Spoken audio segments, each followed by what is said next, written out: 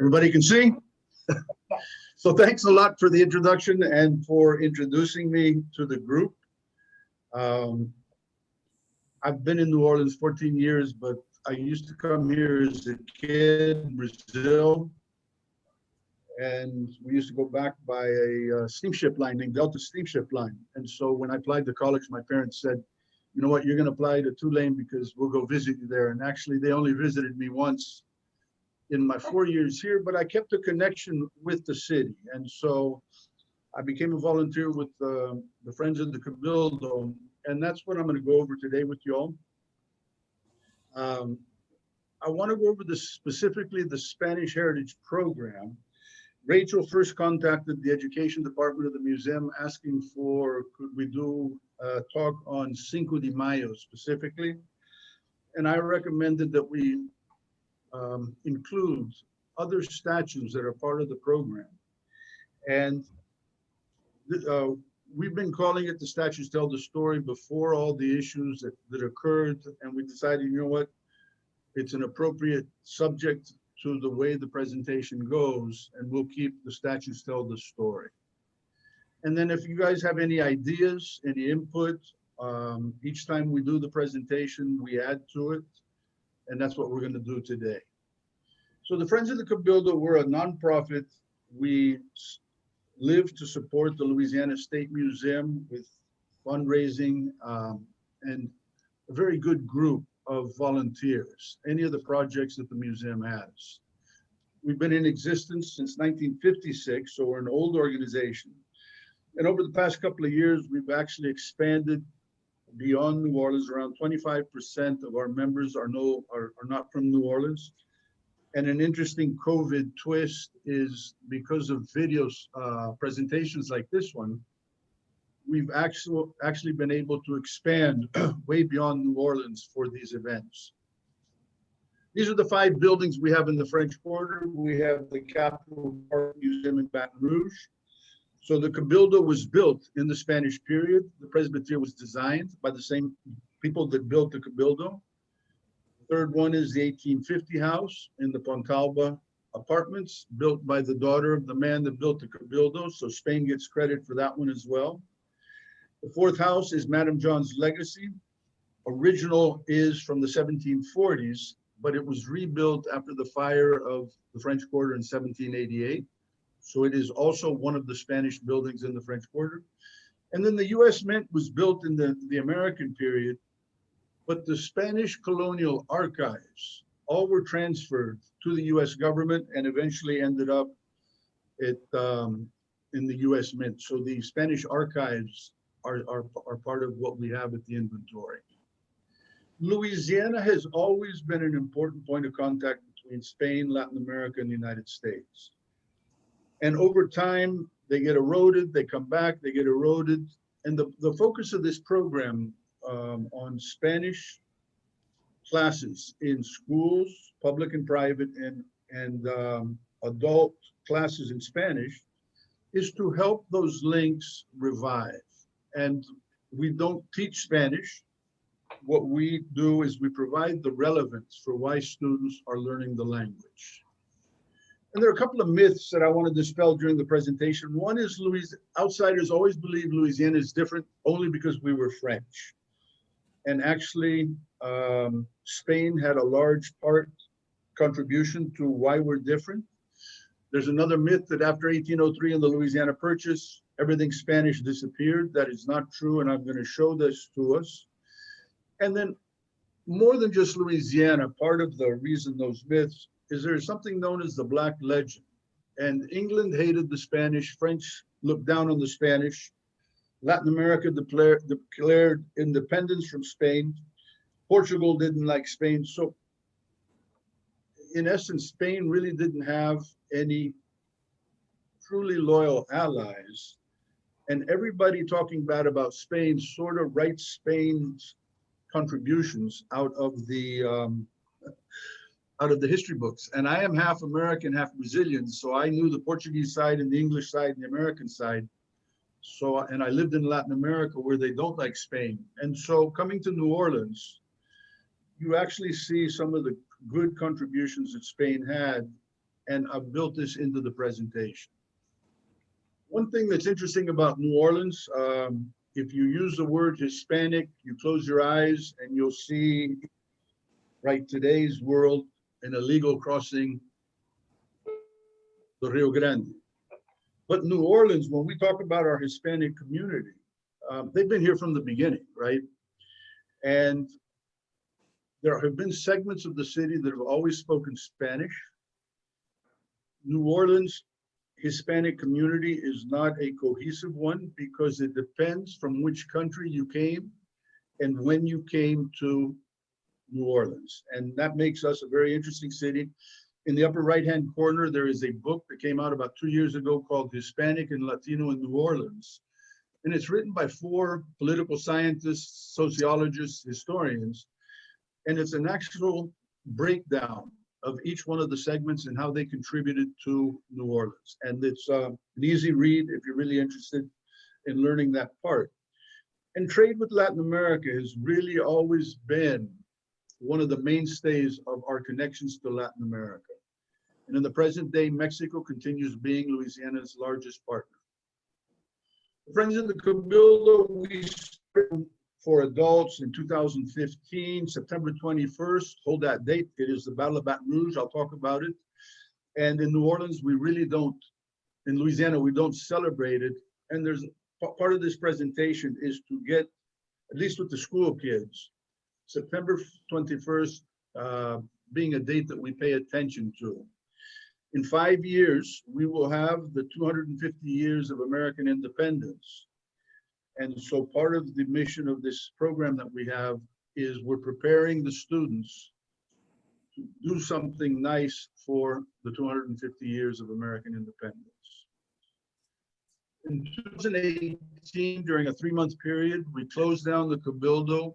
We had a Spanish exhibit sponsored by an energy company. It was called Spain, New Orleans, and the support for the American Revolution. Recovered Memories is the theme. And I have a whole presentation just on this segment. And if you didn't go to the exhibit, that is what the presentation does. And we even received the King of Spain's visit in June of 2018 to see the exhibit. He came here for other things, but that was one of the reasons for stopping in New Orleans. And then we've got a very strong relation with the Canary Islanders. We started a New Orleans exhibit at the end of 2018. Then last year, we had the second one in Baton Rouge. And again, the Louisiana State Museum, we have branches throughout the state. So we're not just New Orleans. And unfortunately, the second part of the exhibit didn't get canceled by COVID. It happened on the first day that the state shut down. So myself and the director, we were the only 2 people that showed up that day at the museum. And during COVID, the Mexican consulate did work with the New Orleans Jazz Museum, and they held a Dia de los Muertos exhibit. So any of the countries from Latin America, the museum is open to working with them. And I've shown some of the more adult exhibits. Now, the program I'm going to talk about here is directed to Spanish classes at the local schools. We're entering our 4th year. COVID cut us short. It includes lectures, French Quarter walking tours, museum visits, both in New Orleans and Baton Rouge. We have so far enlisted support from the Spanish Ministry of Education. They have an employee based in Baton Rouge. And then the Mexican consulate is a very important consul here in New Orleans. And about 6 months ago, they actually brought in a cultural attaché for the Mexican consulate. And I've done 2 or 3 programs with him. And then obviously going forward, we'll do a lot more with him. And the main basis of our presentation is the statues tell the story. What we're working on right now as we speak, the Louisiana Department of Education Foreign Language Department said they would support us as long as we have a parallel program in New Orleans and Baton Rouge, which we can do. Oddly enough, COVID has an upside. Students have utilized video. Teachers are freely accessing the museum's website. We have an education department website. And so over the next couple of months, we'll be adding more and more videos on specific items or on exhibits. and actual walking tours, both in English and in Spanish. We're preparing the materials for the classrooms. And then we've always had the campus lecture program, which we'll go back to doing. And then we're hoping that in August, field trips will be allowed, because there's nothing like seeing the museum itself or the French Quarter. And we have a lot of volunteers that are available to help in this process. So September 15th to October 15th in the United States is Hispanic Heritage Month. The reason for that is September 15th is Mexican Independence, and October 15th is Columbus Day, which when I was a kid was a good date. Nowadays, it passed to being a bad date, and you can't get rid of it. So what we're trying to do is help the teachers discuss the arrival of the Spanish and the Portuguese and the English and the French in the New World in a way that is appropriate. So for us, we will launch, and here's the beauty of COVID, just to give you an example. If we're good in getting this out, the Department of Education calculates there are 50,000 kids in the state of Louisiana taking Spanish. So whereas before our outreach was how many kids could make it to the quarter, we will now be able to go throughout the state of Louisiana talking about the importance of Louisiana's connections. And these are the statutes, okay? Many of you have seen them, many of you have driven by and you don't even know what they are. Today, what I'll do is I'll tell you a little bit more about each one of them. And it begins with Bernardo de Galvez to talk about our Spanish heritage. Chep Morrison, the mayor who understood. I'm going to talk a little bit about him. And then Simón Bolívar never made it to New Orleans, but he had two admirals and a captain that served under him in his navy that were from New Orleans, and I'm going to talk about them. Benito Juarez, the Cinco de Mayo connection. Many Americans believe Cinco de Mayo has to do with Mexican independence, and it actually happened in 1862, 40 years after they had declared independence. And New Orleans has a very strong connection to that date.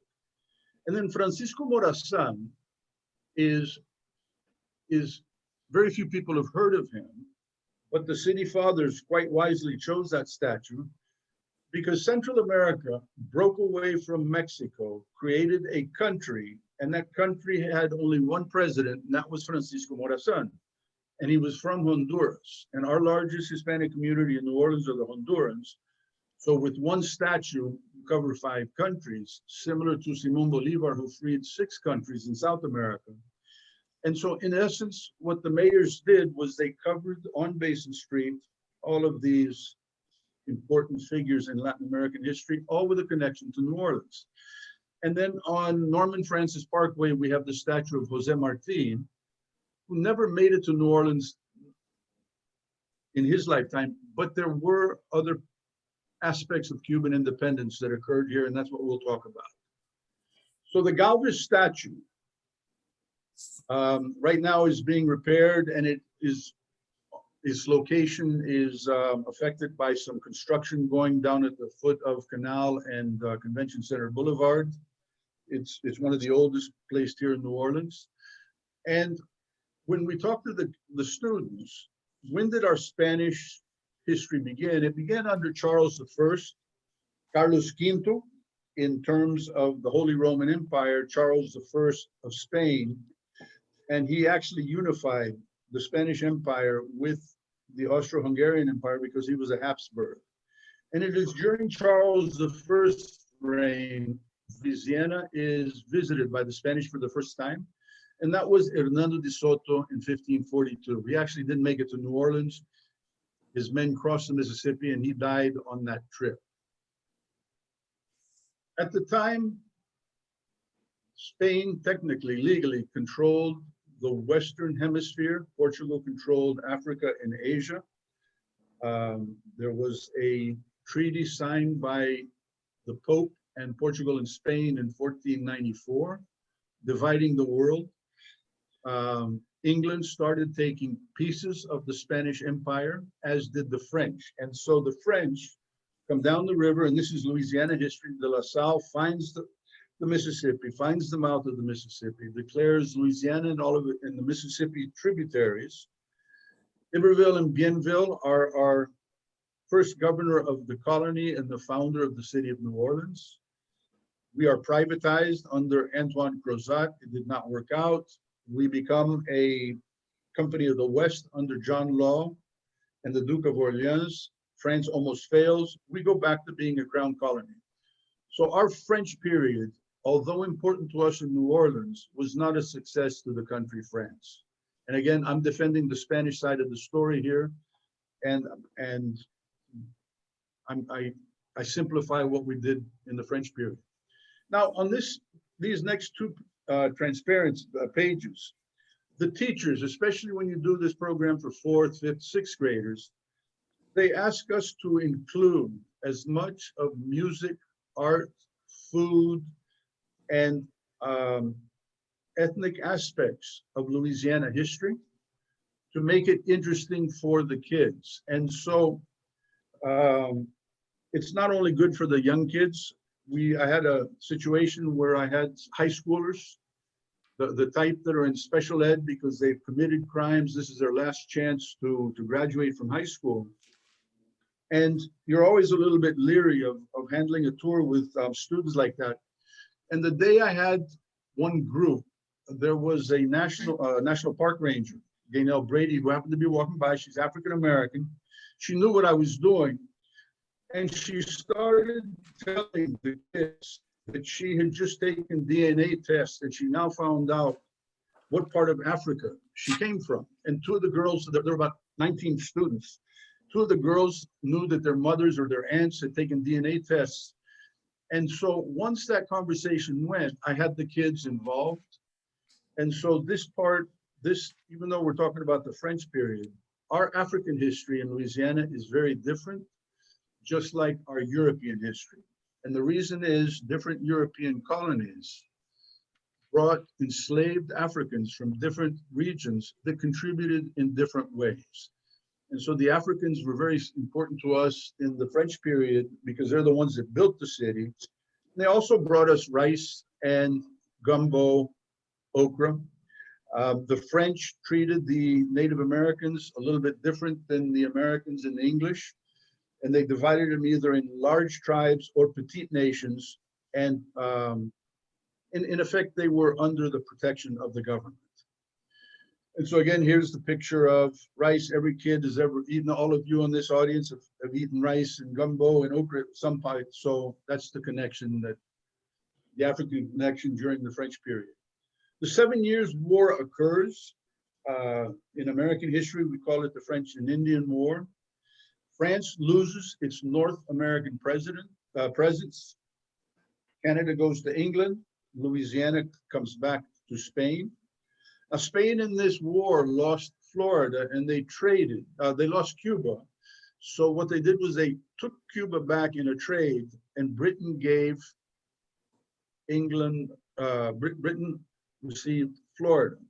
So we know about the 13 colonies. Let's call Canada a 14th colony. Let's call Florida a 15th colony. After the 7 Years' War, England really controlled everything east of the Mississippi. Now, Spanish colonial Louisiana is a 40-year period, and realized that they were acquiring a French colony. They never had plans of eliminating everything that was here. This was not considered a hardship post. This was a post where they brought the best of their governors. 3 or 4 of the governors married local women. People like Galvez had already spoken French before he arrived here.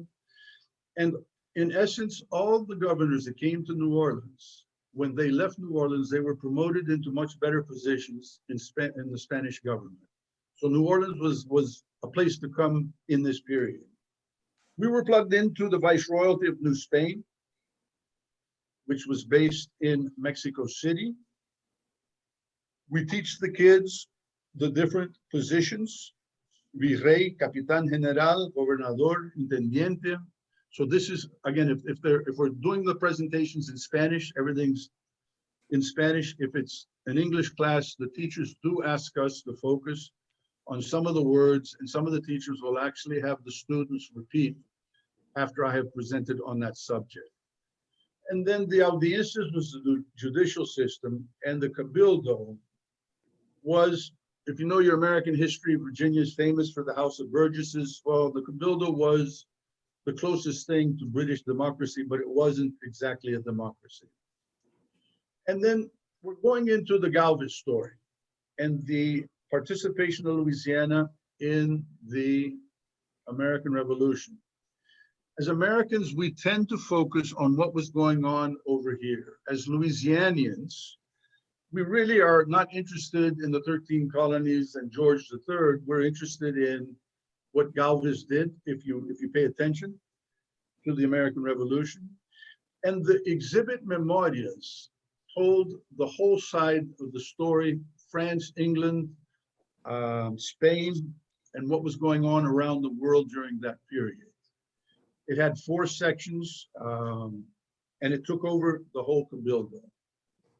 Bernardo de Galvez is the man we're talking about. He was born in 1746 in Malaga, province in Spain.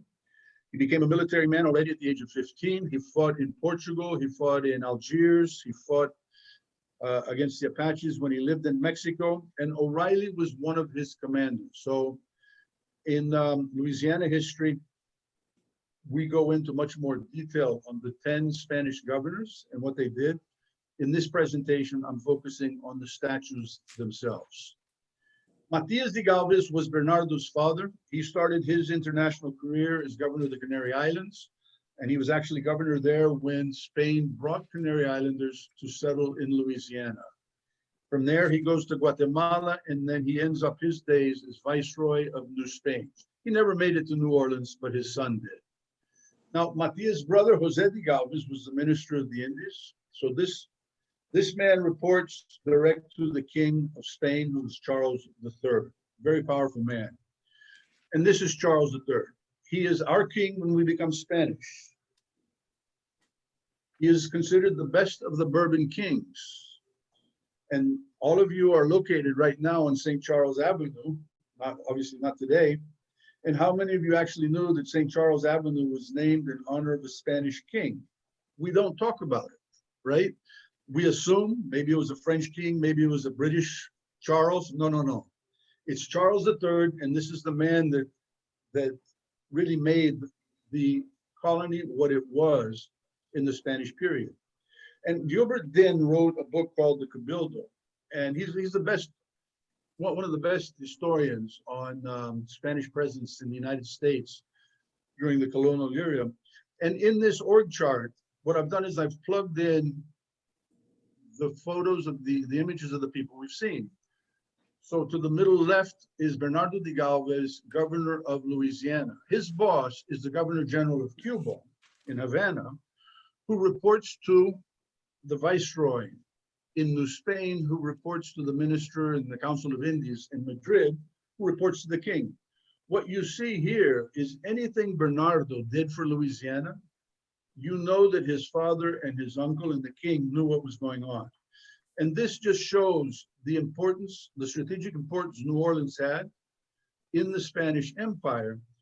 And we're forgotten, right? Because in Latin American history, the 40 years we were part of Latin America, they don't talk about us. In American history, the 40 years that we were part of Spain, the American history doesn't consider us. And in Louisiana, we tend to be more proud of our French colonial contributions. And this 40 years sort of gets left out. He's the one that brought in the Canary Islanders that still have a strong presence in 2 areas. They have a presence in St. Bernard Parish, and there is a chapter of Canary Islanders around the Baton Rouge area, Gonzales, in that area. Now, the American Revolution was actually a war between 3 countries. We were part of it as Americans.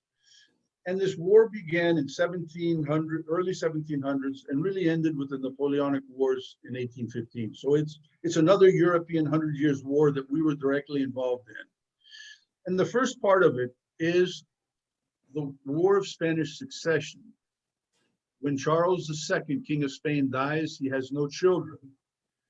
And these images, we can see what happens. Charles I dies. He is a nephew of Louis XIV.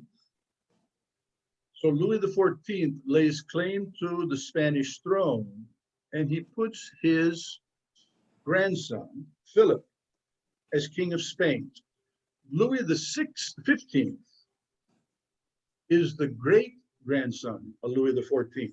In other words, Louis XIV, it's more or less like Elizabeth today in England. She's lasted so long that Charles might never become king. They'll just jump to the third. And that's what happened at that period. The two countries, France and Spain, under the Bourbons, signed what is known in French as the Pacte de Famille. It was a series of treaties always fighting the England as the common enemy. And the last time it happened, the last part of the treaty was the Treaty of Aranjuez, which is when Spain declares war on England during the American Revolution. American history, we know about two of the kings. Charles III was the third king supporting the American cause, but not openly. We don't really talk about the ministers unless you're really into Revolutionary War. The Conde de Florida Blanca was an important player in Spanish history. And then there were diplomats from Spain. They had sent to the Continental Congress Juan de Miralles, a Spaniard from Cuba, but the country didn't exist yet. So technically he wasn't an ambassador, but he was their minister. And then more important was the Count of Aranda, who was the Spanish ambassador in France. And the Spanish embassy was neutral territory. And that's where Benjamin Franklin and all the other colonials, they could actually meet and not get the French government in trouble with the British government. And so the Count of Aranda was their host on all these meetings between the French support and the American needs. There were three major financiers of the American Revolution. The Count of Aranda from Spain supported the American cause. Robert Morris in Pennsylvania area, very important man up in north. And then Oliver Pollock is the least known of the three. And he was actually an Irishman, friend of O'Reilly, was brought here when O'Reilly came in and took over Louisiana. He was the commercial agent of the American Congress in New Orleans, and he smuggled guns up the river. And at the time, Spanish coinage was the most important in the world. In fact, our dollar to the right is based on the ocho reales, the pieces of 8 of the Spanish government. And in Louisiana history, the Times Picayune was worth half a real, 1/8 or 1/16 of a piece of 8. And it was 6 1/4 cents. And because it was legally circulating when the newspaper began being published, it was called the Times Picayune. That was the nickname of that coin. And then when we refer to 2 bits, we're talking about 2 reales, which is 1/4 of 8 reais. And the US dollar sign was actually invented in New Orleans. Oliver Pollock corresponded with people all over the world as an exporter-importer. There was no international currency. There was the coinage of Spain. And what he did is, if you look at the left-hand side, he took the pillars of Hercules, which are part of Spanish coinage. He merged them together. And if you look carefully on each column, you'll see that there's a sash. And what he did was he wrapped the sash around the 2 columns. And one of his main correspondents was Morris in Pennsylvania. And when Morris was working with Thomas Jefferson to create the US currency, he says, I've been using this dollar sign. We might as well make the American currency sign this symbol. And so New Orleans should get credit. And we really don't know about that story either. Fort Pitt, Pittsburgh, got its arms from Oliver. And up north, Illinois, Indiana, Kentucky were all freed by this man, George Rogers Clark, who received armaments from Pollock as well. The Treaty of Aranjuez is signed in 1779. It was a secret to Latin America because Spain did not want Latin Americans to get the idea, let's declare independence of Spain. So Spain declares war on England, but does not openly support the American cause. Galvez receives the notification that he is now full governor and that war has been declared. And if you remember, Baton Rouge, Natchez, Mississippi, were part of Britain. And so what he does is he takes his military, and the military serving under Galvez was called the Regimiento de Louisiana. If you were a white man, you wore the white uniform that we see here. If you were African descent, you wore the red uniform, because although the Spanish had slavery, they had a much easier system of freedom, and the freed blacks and depending on your whiteness, you were placed in different categories. This image we see here was painted for the exhibit. It is an imaginary one. And what you see here are white troops in the white uniform. If you look carefully, you will see some black troops in the black uniform.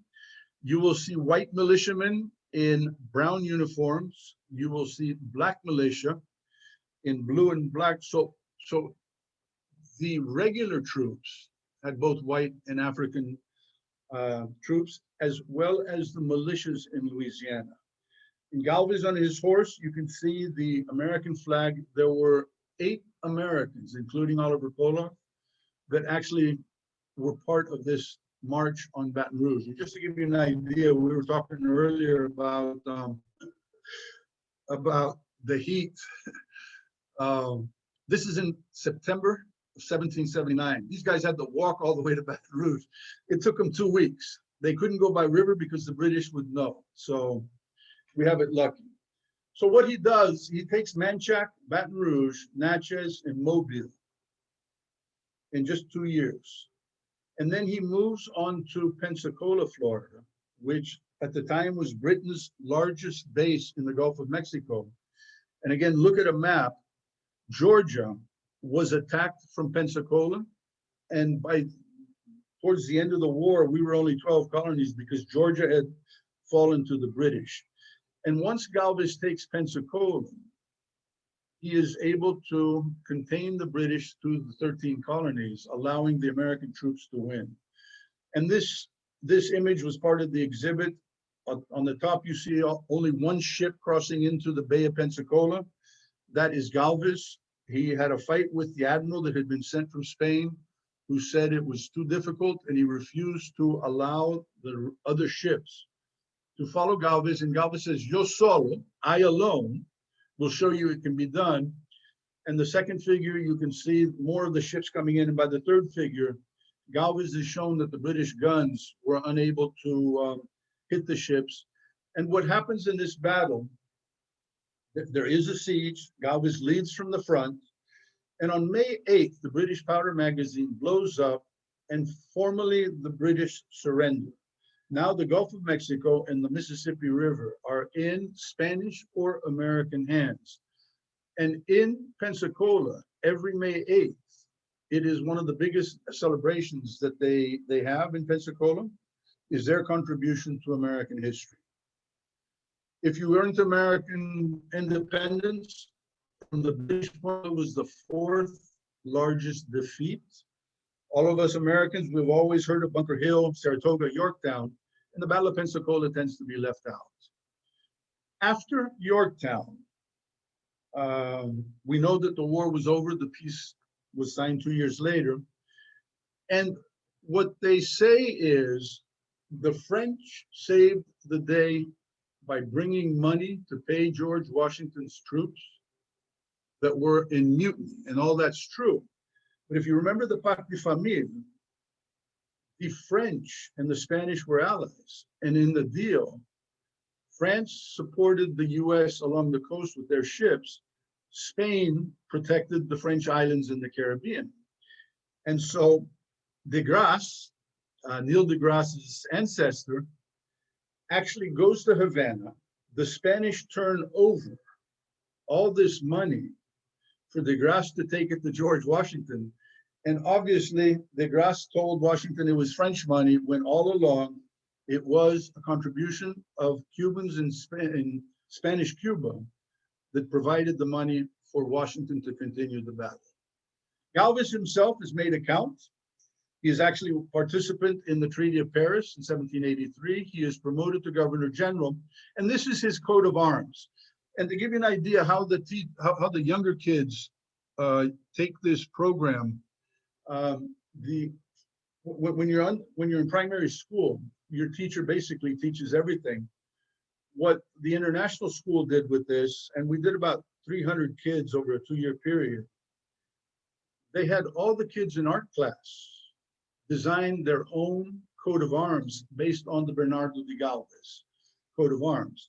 So the backstory is everything I just told you. The art class, they actually go ahead and create their own coat of arms.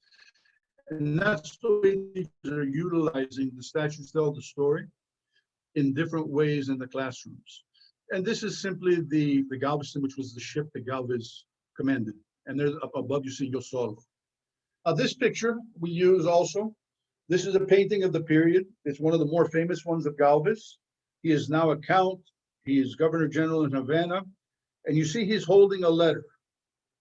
Flip the letter upside down, and if you read Spanish, you can clearly see it is from his father, Matias.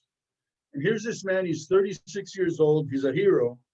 And his father's letter is, "Dear son Bernardo, congratulations for your victories. Don't let them go to your head. After all, you owe your success to your king and to God who provided you with the resources." And I think it's interesting that this man, at the age of 36, powerful as he is, he's still giving credibility to his father, who at the time was the viceroy in Mexico City. There are 3 statues in the United States: New Orleans, Washington, Pensacola. There is one being built in Galveston, but COVID threw it off. We have a Galvez Street. Galvez Plaza exists in Baton Rouge, right near the library. You can see it to the lower right. And the daughters and sons of the American Revolution, originally only descendants of people that fought in the 13 colonies, could be members. About 100 years ago, Louisiana descendants of Galvez troops were able to get both institutions to authorize anybody that fought under Galvez in Spain to also join the daughters and sons of the American Revolution. There are reenactors, Regimiento de Louisiana. There's only a couple of them in New Orleans. Most of them are actually, they're both in Baton Rouge. These are groups from Florida, Mississippi, Washington area. So Louisiana has an opportunity here. The Granaderos Damas de Galvez was founded in 1975. We only opened the Louisiana chapter about a year ago. COVID stopped that one. And then St. Bernard Parish is named in his honor. There is the Isleño Museum in St. Bernard. They have the fiesta every year in March, honoring their Spanish heritage. Galveston, Texas was named in honor of Galvez. And there were 2 men that fought under Washington and Galvez that ended up in New Orleans. Pierre George Rousseau was a Frenchman. He was the captain of Galvez's ship. He remained in New Orleans, and a lot of the area, he married a very rich local woman. So his plantation was around where Washington Avenue is, and that area. Jorge Farragut was a Spaniard. He served under Washington. In other words, he was on loan to the American cause. He became friends with Claiborne and actually moved to New Orleans in 1805. He died in Mississippi.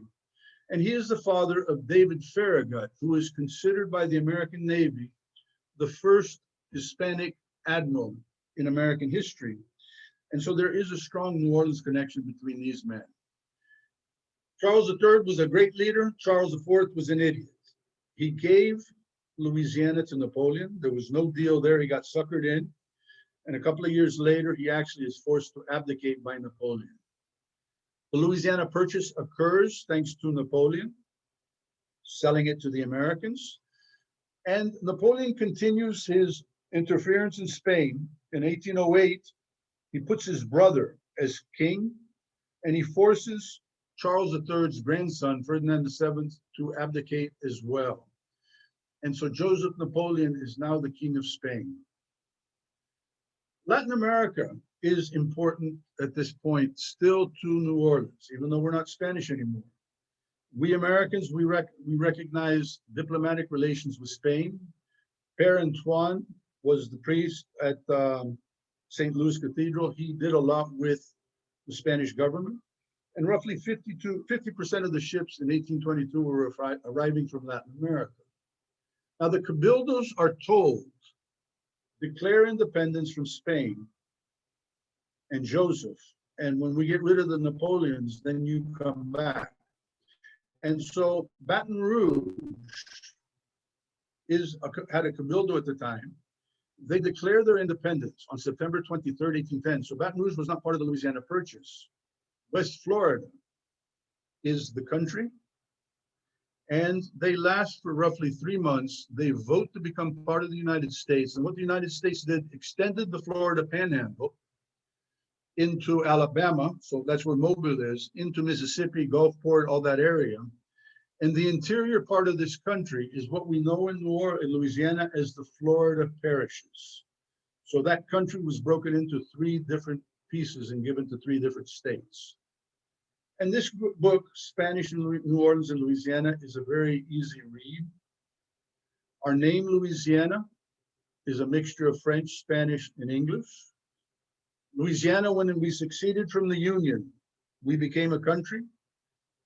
Red, white, and blue for France and the United States, and the yellow star for Spain. So in 1860, we still considered our Spanish heritage as important. You have the different streets for the governors throughout the city. The word Creole came in the Spanish period. It meant people from the New World. Lagna isn't even Spanish. It is a Quechua word from the Incan Indians that was brought in by the first Spanish government. And the first Spanish newspaper in the United States was El Mississippi, printed in 1808. French newspapers of the time had sections in Spanish. Prior to the Civil War, 23 newspapers were published in New Orleans in Spanish, double what New York had. Spanish Louisiana contributed in the same way that we talked before. We received people from Spain. Many of the Cajuns came during the Spanish period. The Canary Islanders came in the Spanish period. Jambalaya is a Spanish dish. When the Arabs took over Spain, they brought rice with them into Spain. So the Spanish ate rice. They come to French Louisiana where the Africans had brought rice.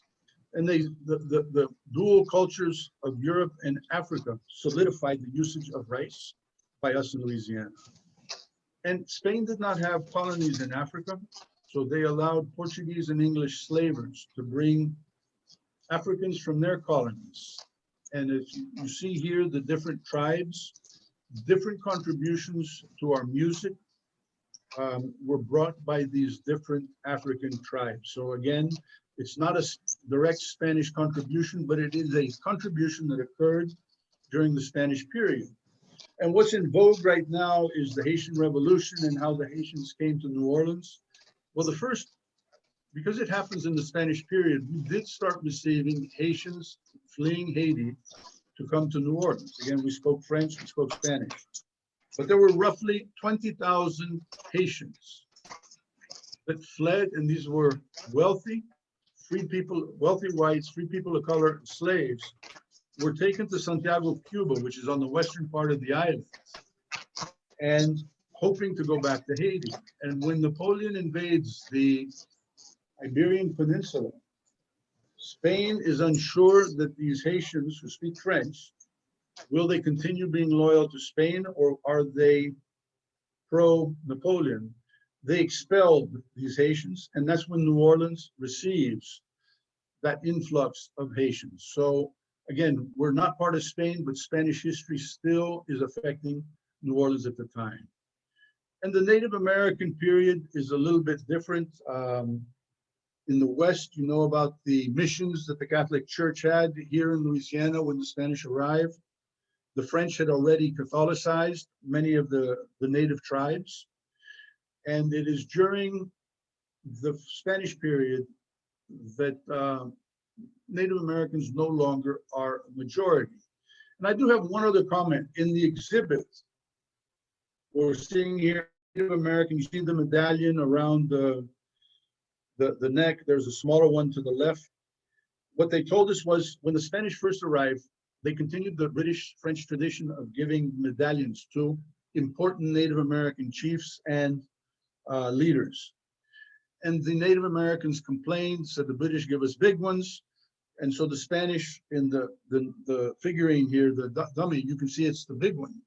About 2 weeks after the exhibit opened, I went to a presentation by the Biloxi Tunica Indians.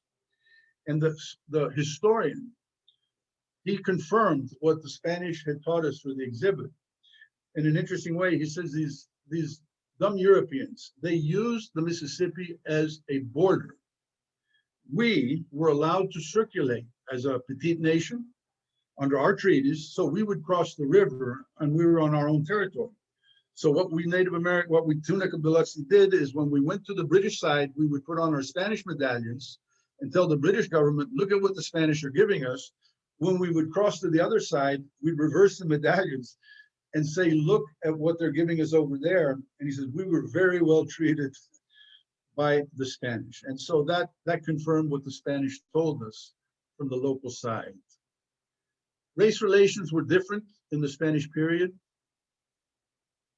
Cuartación was the process by which a freed slave could buy their freedom. The Spanish had an experience with races mixing. We see here the castas. At one time, if you read Larry Powell's The Accidental City, there were as many as 16 to 20 castes in New Orleans. And if you were 1/8 Black, you were considered white by the Spanish period. So you went from Black to mulatto, to quadroon, to octoroon. In American law, an octoroon marrying a white person, 1/16, you were still considered Black. 1/16 marrying a Black, 1/32, you were still Black. Finally, when a 1/32 African descent married a white person at 1/64, by American law, you became white. So that difference is part of the Spanish contribution to the way we do things in New Orleans.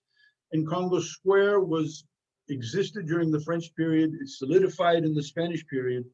And when the Americans bought us, they could not get rid of Congo Square until much later. And then there are musicians that learn their music and I'm going to end right after the next two slides, because this is part of what the schools want, is the back and forth between Latin America and New Orleans, and not just on the historical. So Louis Moreau Gottschalk, his grandmother was a white Haitian. He would go to Congo Square, he would listen to the African music. He was sent to France, he learned French music. He came back to New Orleans, he went to Latin America, and he actually died at the age of 40 in Rio de Janeiro in Brazil. And so some of these songs are very well known. They all take what he learned in Spanish. And so what we do when we're in the classes, we play some of these songs to the students to see how a New Orleans musician merged the different music. There was an artist named Salazar who painted, and a couple of years ago, the Ogden Museum had an exhibit, different people living in Louisiana at the time. And then in terms of the field trips, we talk about Spanish Plaza, the French Quarter. The myth is it's all French. No, 900 buildings, only one is French, the Ursuline Convent, 38 are Spanish. And 1/3 were actually built in the 1830s. And you cannot tell a building's origin by its design or its date, because the ethnic mix of New Orleans was such that a person of that ethnicity would build the way that they were used to. No, we had the fire in the Spanish period, Jackson Square, known as Plaza de Armas. Andres Almonacid y Rojas built the Cabildo. And in the Cabildo itself, if you look at the front, you have the first wrought iron balconies were brought in at that period. They have the Spanish symbols of power. So you see on the left, it's the crown, to the right, the rose. Yet when the Americans came, they got the Piedmont, the triangle at top, they chiseled out all the Spanish symbolism and they put in American symbolism. So you have both symbols in the building. His daughter, The Baroness married a Frenchman, Montalvo Apartments. And there are buildings in the Spanish structure, in the Spanish architecture, that we point out to the kids when we take them on the field trip. The historic New Orleans collection is one of the Spanish buildings as well. And the French market was actually built and formalized during the Spanish period. And that's the Spanish presentation. I have similar presentations on each one of the remaining statues. I don't really have the time to go into it, but Chep Morrison, I'll finish with him. He understood this connection. This to me is one of the greatest photos in Louisiana history. It's Chep Morrison, Hale Boggs, and Lindy Boggs. And what he did was he reconnected New Orleans to Latin America as mayor. So much so that very early on, he actually made it to Time magazine, on the cover of Time magazine. And behind him, you see the Latin American flags. And he's the one, he actually died in Mexico on a business trip. He came back, he was elected right after the war. He had been a colonel.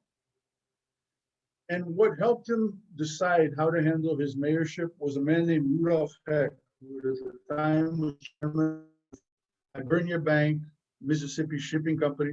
And he told Chep that Louisiana had been so corrupt, we had lost our business in Latin America, and that he as mayor should do the best he could to reconnect. And in effect, in 1946, when he takes over, we were the 17th largest port. And what he did was he listened to Hecht, he listened to this gentleman, Mario Bermudez, and because there was a 3-month period between being elected and assuming, he traveled to Latin America. He said, as mayor, I'm going to have a foreign relation office. At his inauguration, he had 75 Latin Americans come. People used to complain that to be on Chep's administration, you had to be a colonel or speak Spanish. And one of the first things he did was he took 45 businessmen into the Caribbean and Latin America. Can you imagine if Latoya Cantrell or Mitch Landrieu before him or decided to take a 10, 15-day trip, how the press would crucify him, people would complain. And as an example of what a mayor can do, when he met with Trujillo, who was the dictator of the Dominican Republic, New Orleans was receiving about 1 ship a month. Trujillo liked Chep so much that he says, I promise you, you'll start receiving more. And by the end of the year, we were receiving about 10, 15 ships just because of that one visit. And he's the man that started the process of naming Basin Street Garden of the Americas. And he placed the Bolivar statue. Schiro placed the Juarez and the Morazan statues. And in the 1990s, the statue of Jose Marti went up. And that's basically like I said, each one of these statues has its own full presentation. And the teachers can pick and choose what they want us to focus on and the way we do it. And that's basically the way I wanted to present today to the group, Rachel.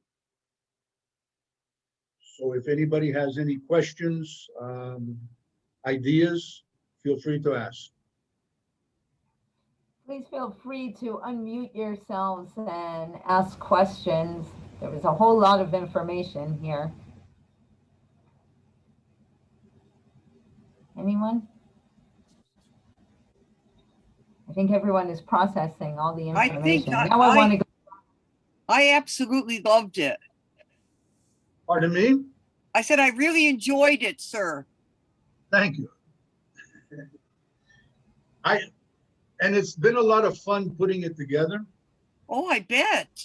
And the more classes we get involved, it's interesting the way they see it. And again, because we're focusing on Spanish classes, when we reached out to the Archdiocese offices here, I like quoting the gentleman that handles program development for the upper school. When I asked for the meeting to talk about it, he says, what a wonderful way to spend time during a meeting, so relevant to what the students look to. And so we know we're on the right track continuing this program. We called it The Statues Tell the Story way before the issues with the Confederate statues.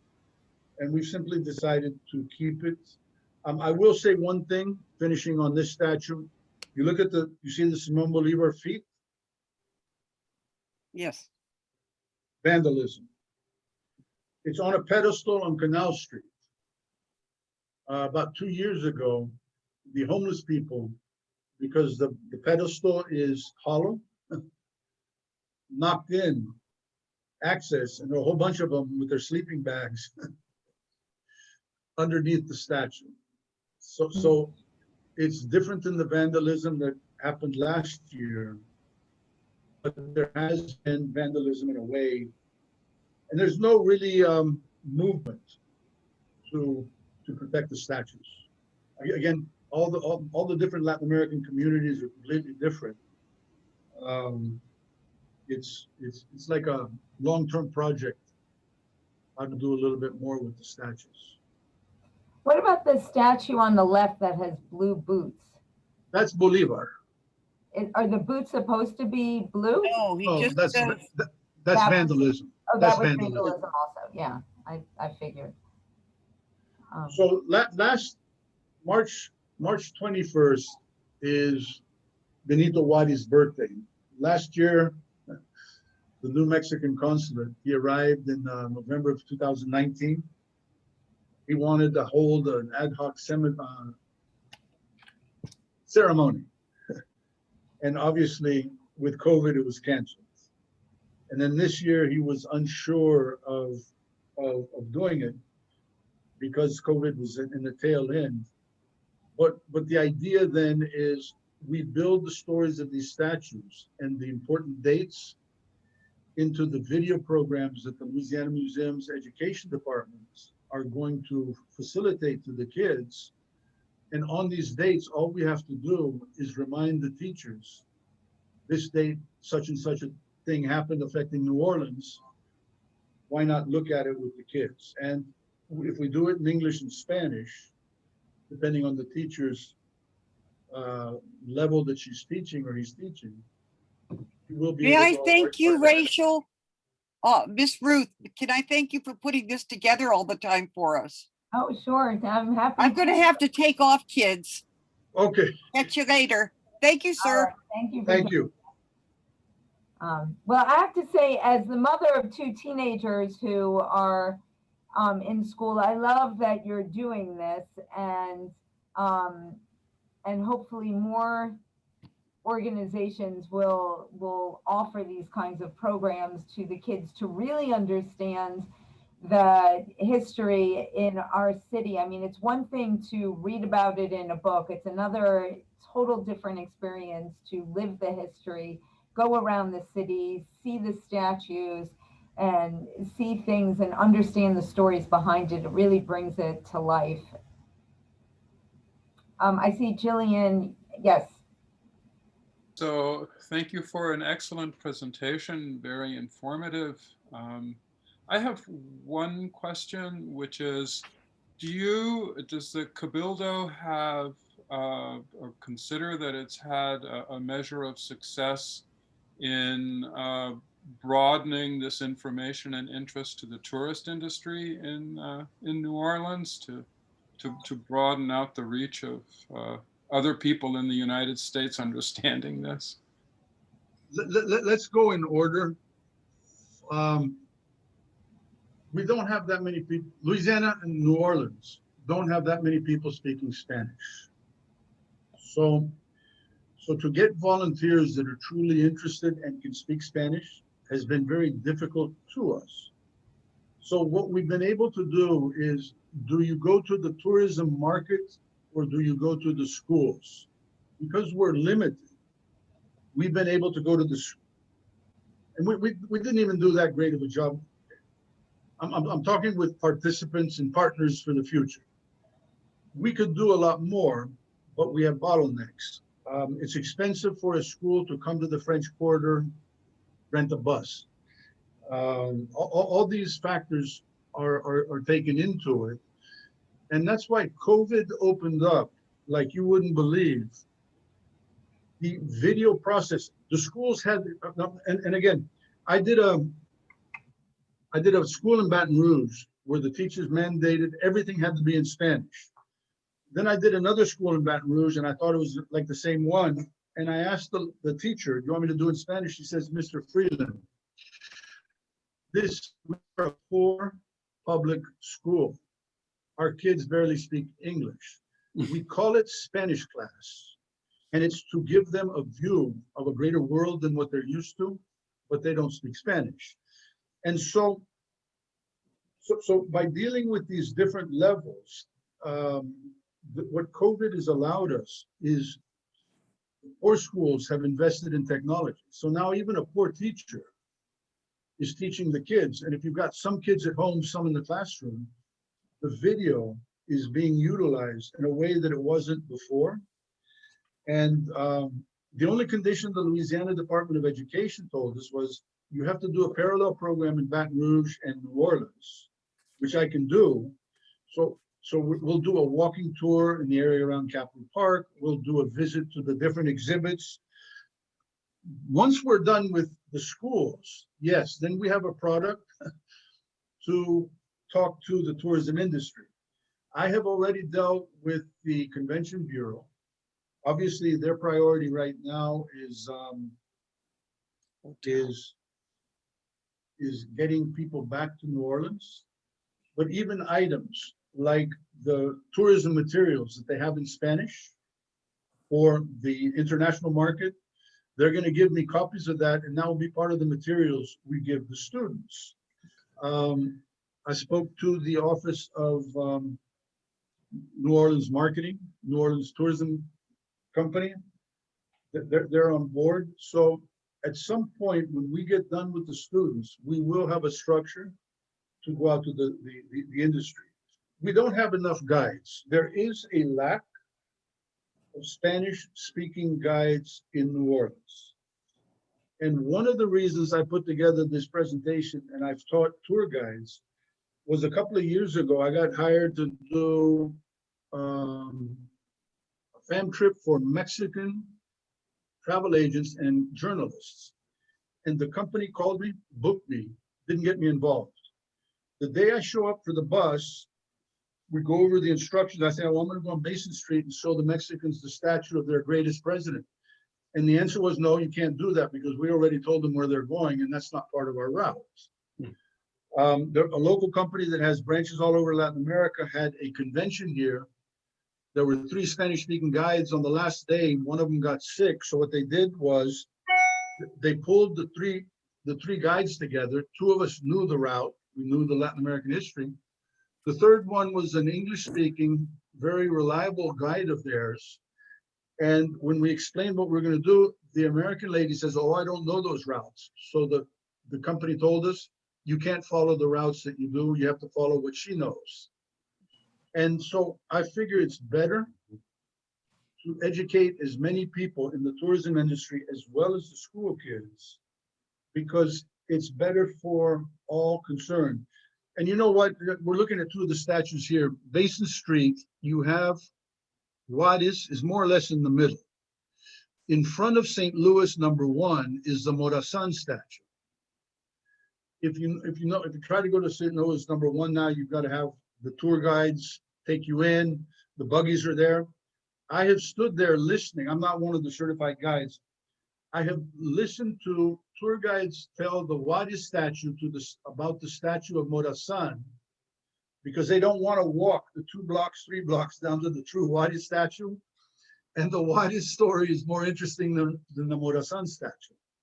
So again, and no one, these people, because they're in a group, as long as you don't walk them in front of the statue and the tourists can read who it is, you're covered. And so we have a long way to go. So long answer to your question, at some point we will be working much closer with the tourism industry. Thank you. Thank you very much. It's, I'm retired. It's volunteer work. I have the time of my life doing this program.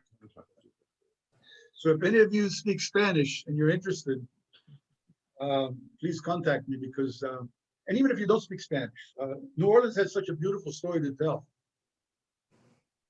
Thank you. So in closing, remember September 21st is when Louisiana defeated the British. That should be not a holiday, but a recognized day. In 2 and 5 years, we will have the 250 years. And by looking at the video here, most of you remember the bicentennial in 1976 and all the buildup that went into it in 74, 75, so that in 76 we celebrated a whole year. That's what we're working for, is to really get Galvez recognized and what Louisiana did for the country. And my one, and if Rachel doesn't cut me off, I'll keep on talking. The 2014 Galvez was retroactively made an honorary citizen, which the Continental Congress had promised him back in 1783. It wasn't a Louisiana congressman that enacted the law, it was a Floridian. When you read the law, and that's an objective long-term, is to get the wording changed. It says that Bernardo de Galvez, with his Spanish troops, invaded the city of New Orleans. Had an educated Louisiana congressman been on the committee writing the law, he would have worded it, and Galvez used New Orleans and Louisiana as the base from which he attacked the British, not that he invaded New Orleans. So is history important? Yeah, it is. And that's why working with the kids makes a lot more sense up front. That's it. Do you have any other questions or comments? You know, maybe the Hispanic Heritage Foundation can help with the Spanish population. Yes, that's the next step. This is Olga Garcia. Yes. You're from where? You're from Honduras. where? Honduras. Honduras, yes. I also, the program, we have the support of the Mexican Consulate and the Spanish Ministry of Education. In the next weeks and months, I'm reaching out to the Honduran Consulate, which is very important. And then when we have the program set, we'll go to people like the Hispanic Heritage Foundation, the Hispanic Chamber of Commerce, and some other groups to help make the program, again, to use the educators' verbiage. This program is relevant to what the kids are learning, which is Spanish. Tulane and Loyola have already said that they would help us with their Spanish-speaking students. And again, going back to the gentleman that asked me the question, at what point do we go to the tourism industry? We're now opening bottlenecks. And as we open up a bottleneck, we'll be able to do a lot more, right? So with the Tulane and Loyola students, we would get them in their internships to actually be part of the tours that we give. And so we would be teaching the Spanish language student at the university how to utilize their language, not only in writing, but in New Orleans, giving tours about Spanish history or Honduran history, etc. And so definitely you'll see a lot more of this program. And again, COVID threw us off a year. Everything I'm talking about, we had started last year. Yes. We lost 15 months. But then the COVID video aspect, wow, that's opened up like an opportunity that we wouldn't, right? So in other words, we had a couple of thousand students come through. In the next 6 months, I might have 50,000 students view something if they actually access it. Obviously, not all the 50,000 kids are gonna do it, but the the rapid rate in which we are going to be able to reach out is amazing with the technology. Okay. Very good. Thank you. Was very informative. So Lecture. much. Okay, I think we need to wrap it up. Thank you so much. Thank you. This was really very interesting. Yes. I'm going to let you in the meeting. You okay? We're going to. Did you say you're going to let me end the meeting? Is that what you said?